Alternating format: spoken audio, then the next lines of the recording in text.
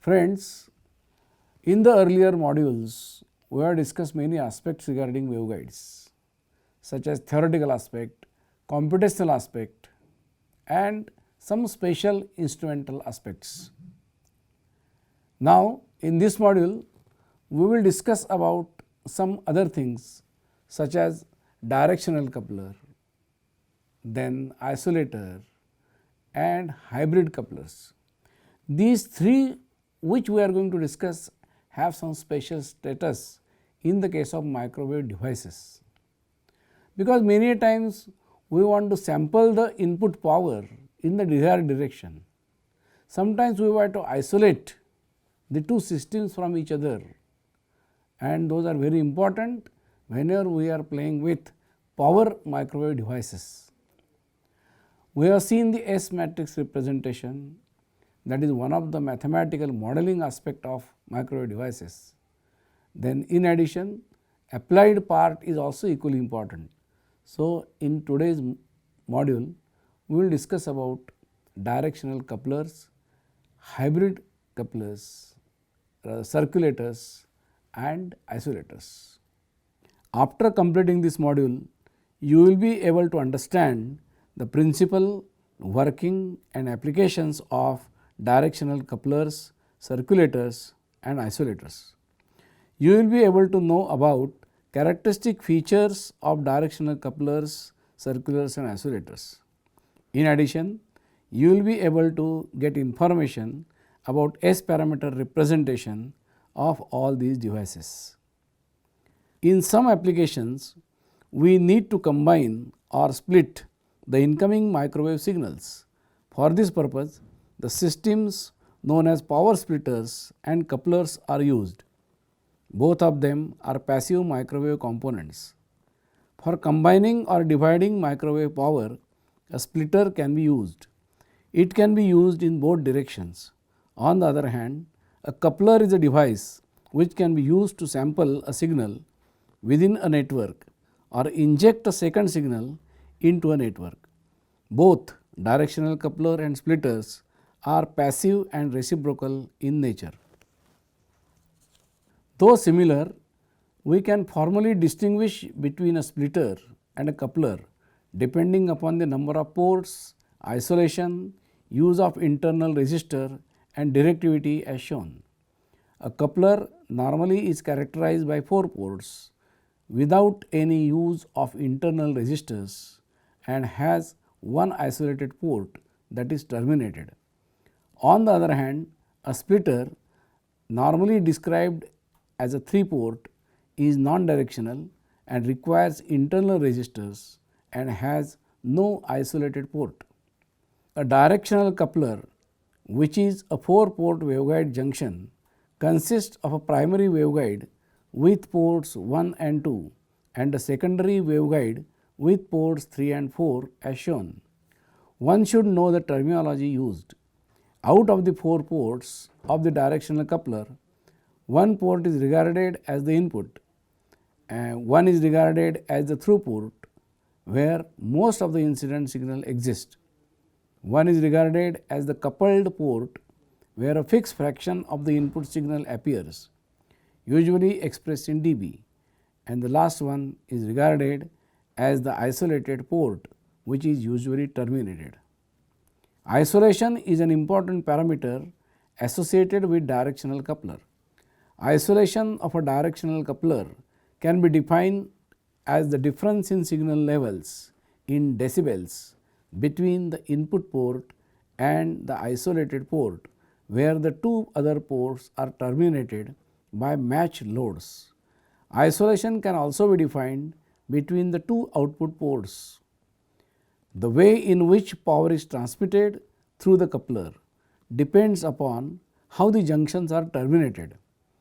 There occurs free transmission of power without any reflection between ports 1 and 2 when all 4 ports are terminated in their characteristic impedances. Also, there is no transmission of power between ports 1 and 3 or between ports 2 and 4.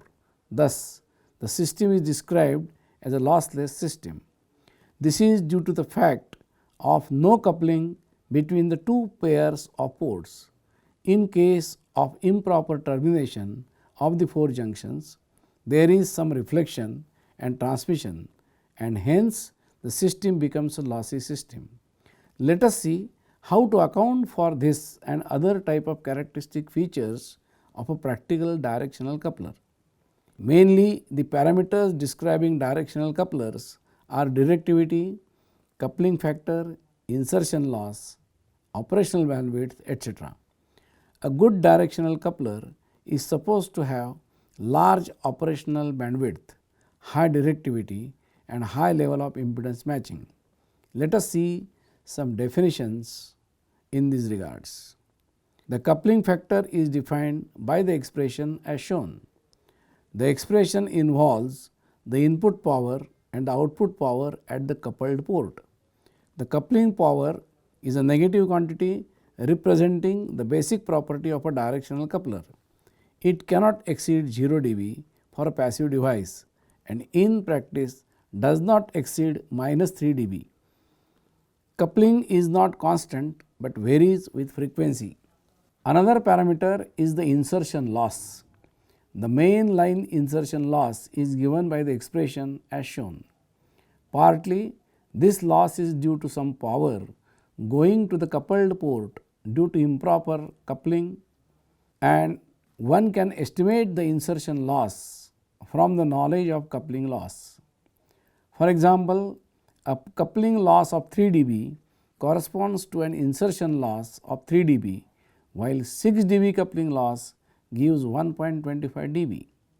Isolation can be estimated from the coupling plus return loss. The isolation should be as high as possible. In the case of an ideal directional coupler, the insertion loss will consist entirely of the coupling loss. In a practical directional coupler, on the other hand, the insertion loss consists of a combination of different losses such as coupling loss, dielectric loss, conductor loss, and VSWR loss. The frequency up to a particular limit is an important factor deciding coupling loss and becomes less significant above the limit. Directivity, which is one of the most important parameter of directional coupler, is directly related to isolation. It is defined in terms of the output power from the coupled port and power output from the isolated port as shown. The directivity should be as high as possible. The directivity is a very sensitive function of frequency. Waveguide directional couplers have the best directivity. Directivity is calculated from the addition of the isolation and negative coupling measurements. The frequency sensitivity or flatness of a coupler is a measure of how coupling varies over a given frequency range. Directional couplers can be realized in different ways using microstrip, strip line, coaxial cable and waveguide. They are used for various applications such as sampling a signal, in designing an important part of a network analyzer known as reflectometer. In one of the earlier modules, we have discussed about the meaning of the terms lumped and distributed properties. Directional couplers generally use the distributed properties of microwave circuits. The coupling process generally occurs within an integral multiple of quarter wavelength portions of the device. These distributed couplers are characterized by interaction of energy and fields of the two structures, thus resulting in coupling signals from one system to the other. The directional coupler is a linear device. Some of the types of directional couplers include coupled transmission lines, branch line coupler, Lange coupler, etc. The most common form of directional coupler is a pair of coupled transmission lines as shown. There can be multiple directional couplers depending upon the shape, position and number of holes. There exist different types of directional couplers such as Squinger coupler, Bethe hole directional coupler, etc. Two-hole directional coupler is as shown. These holes are lambda g by 4 distance apart, where lambda g is the guide wavelength. 4-hole directional couplers are as shown. Note the 2-hole directional coupler as shown. This coupler is characterized by the terms in phase and out of phase, having significant influence on the functioning of the coupler. A fraction of the energy entered into port 1 passes through the holes and is radiated into the secondary guide. The forward waves in the secondary guide are in phase with each other regardless of the hole space which get added at port 4. The backward waves in the secondary guide are out of phase and cancel with each other as per the expressions shown involving the spacing between the centers of the two holes. Here follows the schematics of Schwinger coupler. Note an interesting type known as Bethe hole directional coupler with a rotated secondary waveguide. It is one of the most common and simplest waveguide directional coupler. It consists of two parallel waveguides, one stacked on the top of the other with a hole between them. Some of the power from one guide is launched through the hole into the other. The concept of the Bethe hole coupler can be extended by providing multiple holes. The holes are spaced lambda by 4 apart. Bethe hole coupler has little variation in coupling factor with frequency. Riblet short slot coupler, Schwinger reverse phase coupler and Moreno cross guide coupler are some more examples of directional couplers. Out of these three, the Schwinger is a backward coupler. This design has the advantage of a substantially flat directivity response and the disadvantage of a strongly frequency dependent coupling. Depending upon the sense of coupling, we have forward and backward directional couplers as the main two types of directional couplers. Forward directional couplers are as shown. Most waveguide couplers couple in the forward direction as they rely on multiple coupling holes. In the case of forward directional couplers, the coupled port is closest to the output port. Backward directional couplers are as shown. Microstrip or strip line couplers are backward wave couplers because they rely on coupled lines. The coupled port on a microstrip or strip line directional coupler is closest to the input port. Bethe hole directional coupler, which is an example of a backward coupler, is worth seeing.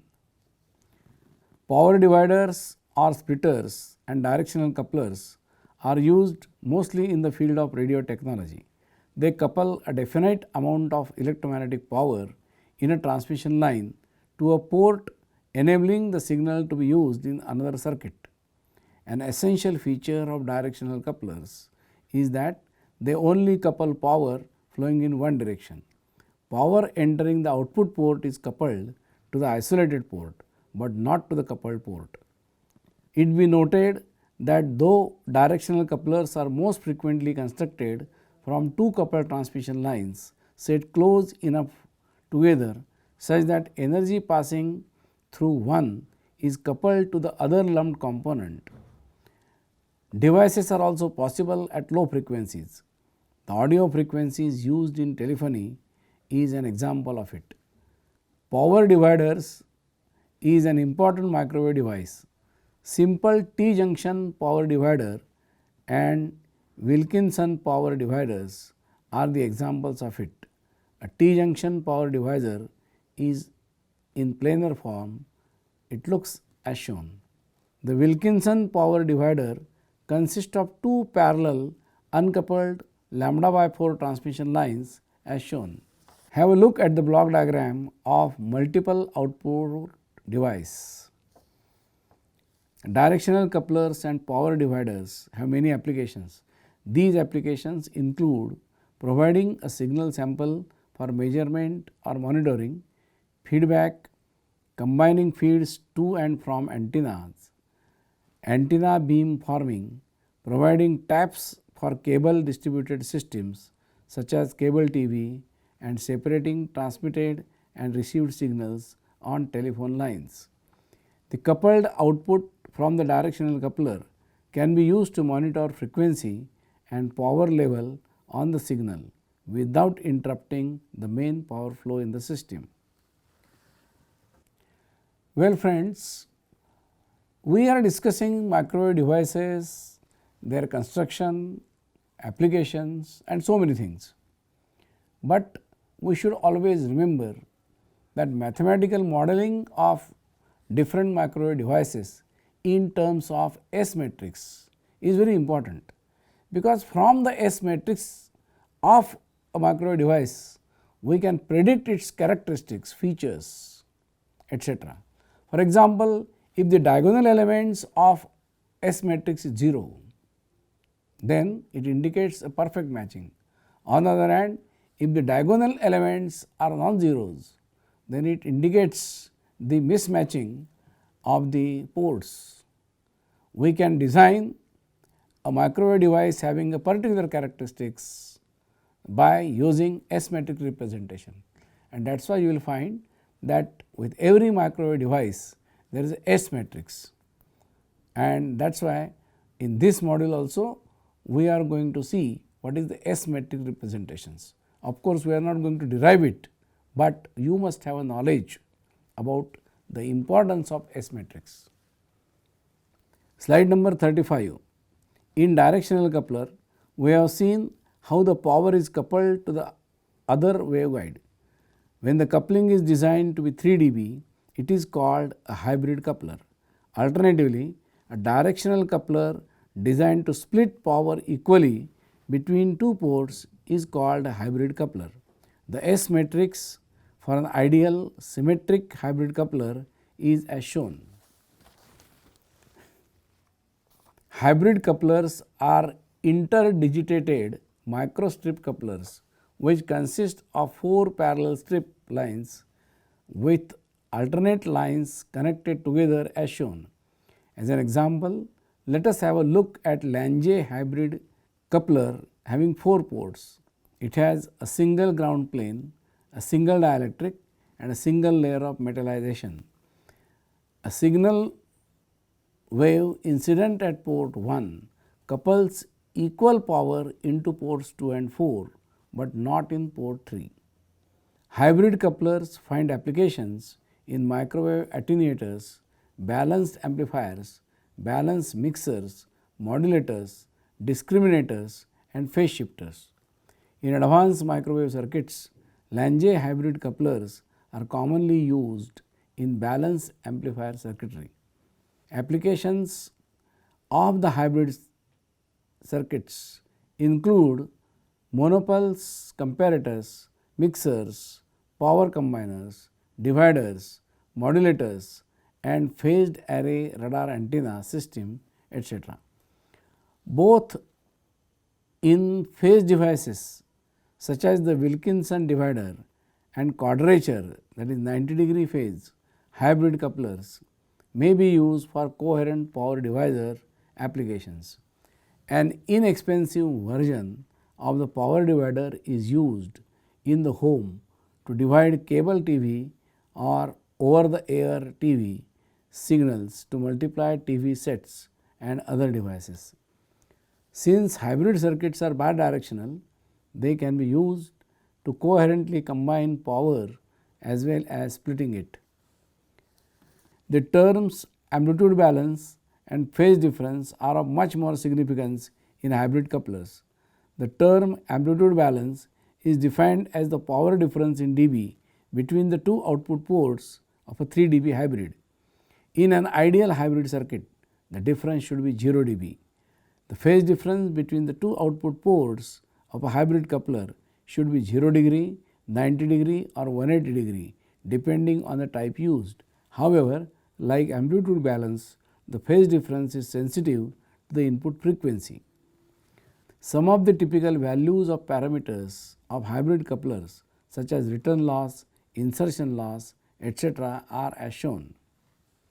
A circulator in general is a passive, non-reciprocal 3 or 4 port device in which a microwave or radio frequency signal entering any port is transmitted to the next port in rotation. A port in this context is a point where an external waveguide or transmission line such as a microstrip line or coaxial cable connects to the device. A microwave circulator is a multi-port waveguide junction. Herein, a microwave can flow only from nth port to n plus 1th port in one direction. For example, microwave circulator with 4 ports is as shown. Here is another example of a 3-port circulator. For a 3-port circulator, a signal applied to port 1 only comes out of port 2. A signal applied to port 2 only comes out of port 3. A signal applied to port 3 only comes out of port 1. So too within a phase factor. The scattering matrix for an ideal, that is perfectly matched, lossless and non-reciprocal 4-port circulator is as shown. Similarly, S matrix in the case of an ideal 3-port circulator is as shown. What are the different types of circulators? Depending on the materials involved, circulators fall into 2 main categories: ferrite circulators and non-ferrite circulators. In the very first few modules, we have seen the distinguishing features of magnetic materials. Ferrite circulators are radio frequency circulators which are composed of magnetized ferrite materials. They fall into 2 main classes: 4-port waveguide circulators based on Faraday rotation of waves propagating in a magnetized material, and 3-port Y-junction circulators based on the cancellation of waves propagating over 2 different paths near a magnetized material. Ferrite circulators at low frequencies have bulky sizes and the narrow bandwidth. Ferromagnetic garnet crystal is used in optical circulators. It be noted that waveguide circulators may be of either type, while more compact devices based on strip-line are of 3-port device. In radar, circulators are used as a type of duplexer to route signals from the transmitter to the antenna and from antenna to the receiver without showing signals to pass directly from the transmitter to receiver. Microwave diode reflection amplifier using a circulator is also an application. An isolator is a non-reciprocal transmission device that is used to isolate one component from the reflections of other components in the transmission line. Isolator is called as uniline since it absorbs the power for propagation in one direction and provides lossless transmission in opposite direction. When one port of a 3-port circulator is terminated in a matched load, it can be used as an isolator. Isolators can be constructed in many ways. Using Faraday rotation is one of the most important type. The schematic of Faraday rotator isolator is as shown. An isolator is used to shield equipment on its input side from the effects of conditions on its output side. For example, it can be used to prevent a microwave source being detuned by a mismatched load.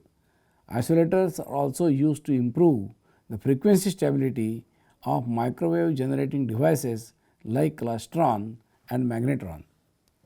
Friends, I referred to an important topic of Faraday rotation and some other terms.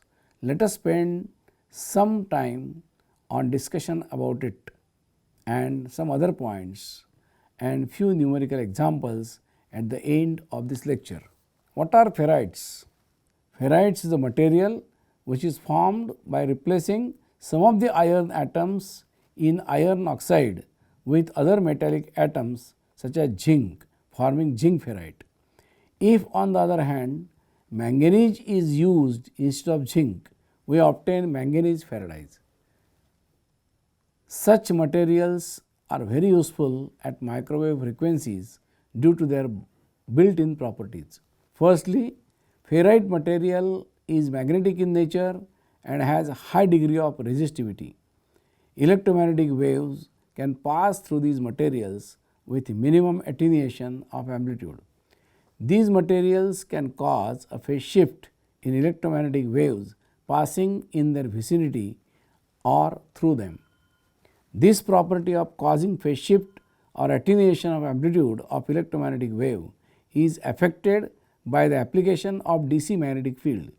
As we have seen earlier, ferrite materials are used at microwave frequencies in phase shifters, circulators, isolators and switches, etc. Magnetic field affects a spinning electron and the effect is orientation dependent. An electron, due to its spin, creates a magnetic field which is dependent on the direction of spin, either clockwise or anticlockwise, of the electron. Let us suppose that an external DC magnetic field is applied in the vicinity of the spinning electron. There occurs an interaction of the two fields, namely the field of spinning electron and the external DC magnetic field. This interaction between the two fields gives rise to a torque acting on the electron. Due to this angular torque, the electron spins about its axis like a top as shown. With every type of current, there is a magnetic field associated with it. AC current gives rise to AC magnetic field, while DC current gives rise to DC magnetic field or time invariant magnetic field. In DC fields under consideration, the off-center spin of the electron is known as precession. The corresponding frequency of precession is called as gyromagnetic frequency, which is dependent on the strength of the external magnetic field. The gyromagnetic frequency increases with increase in the field strength. When an electromagnetic wave of high frequency passes in the vicinity of DC magnetic field, the interaction between the two fields can be shown to be dependent on the relative orientation between the two fields. If the two fields, namely that of the electromagnetic wave and the external DC magnetic field, are lined up and oppose each other well below the frequency called as resonance frequency of the ferrite material, the electromagnetic wave will propagate through the region without much attenuation. The phase of the wave will be shifted due to ferrite. The variation of attenuation and phase shift with the strength of the external DC magnetic field is as shown in the figure.